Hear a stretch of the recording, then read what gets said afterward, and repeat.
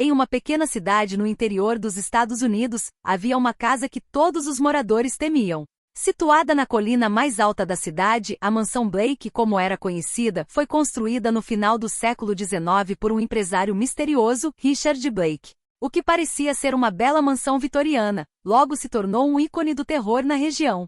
Muitos evitavam até mesmo olhar para a casa, alegando que apenas um vislumbre poderia trazer má sorte.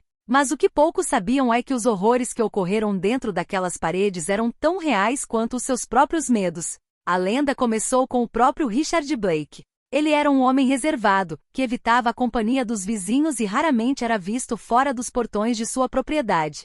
Sua fortuna era um mistério, e logo começaram a circular rumores sobre a origem sombria de sua riqueza. Alguns diziam que ele havia feito um pacto com forças obscuras, enquanto outros acreditavam que ele realizava rituais macabros em sua mansão. A verdade era ainda mais perturbadora. Richard Blake tinha um interesse obsessivo pelo ocultismo e frequentemente realizava rituais na esperança de obter vida eterna. Porém, em uma noite fatídica, algo deu terrivelmente errado. Durante um de seus rituais, uma força sombria foi libertada, amaldiçoando não apenas a casa, mas todos os que ousassem morar nela. Os eventos sobrenaturais começaram quase imediatamente após a morte misteriosa de Richard Blake, cujo corpo nunca foi encontrado. A mansão ficou abandonada por alguns anos, mas o horror não ficou contido dentro de suas paredes. As primeiras vítimas da maldição foram os trabalhadores que tentaram reformar a casa. Um a um, eles foram encontrados mortos em circunstâncias inexplicáveis, com expressões de puro terror congeladas em seus rostos.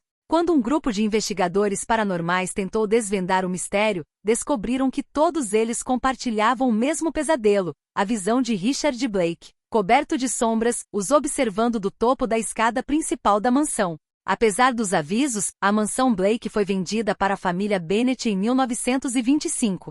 Henry e Elizabeth Bennett eram um casal jovem, ansioso para começar uma nova vida no campo com seus 2 filhos pequenos.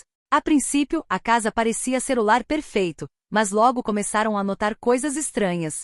Barulhos inexplicáveis, sussurros nas paredes, e o mais perturbador, os filhos começaram a falar com um amigo imaginário, que chamavam de o Homem Escuro. Elizabeth, cada vez mais aflita, sentia uma presença constante a observá-la, e Henry, um homem cético por natureza, começou a ter pesadelos horríveis, todos envolvendo a figura de um homem encapuzado. A situação culminou em uma tragédia quando, após meses de tortura psicológica, Elizabeth foi encontrada morta em circunstâncias que a polícia nunca conseguiu explicar completamente. Nos anos 1970, o caso da mansão Blake chamou a atenção dos famosos investigadores paranormais Ed e Lorraine Warren, conhecidos por lidarem com algumas das mais aterrorizantes e famosas possessões demoníacas e casas assombradas. Os Warrens decidiram investigar a propriedade. Durante suas investigações, Lorraine, uma sensitiva poderosa, foi confrontada com uma presença tão maligna que quase a fez desmaiar. Ela relatou ter visto a figura de Richard Blake, agora completamente distorcida e demoníaca, com olhos negros como a noite, caminhando pelos corredores da mansão.